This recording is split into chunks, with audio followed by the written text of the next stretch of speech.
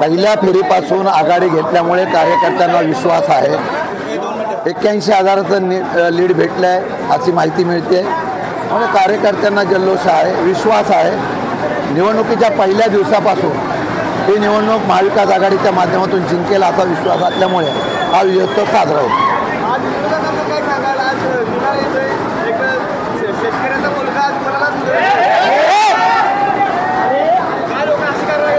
मी मनापासून आभार मानतो सातारा जिल्हा मतदारसंघातील सर्व बंधू भगिनींचा.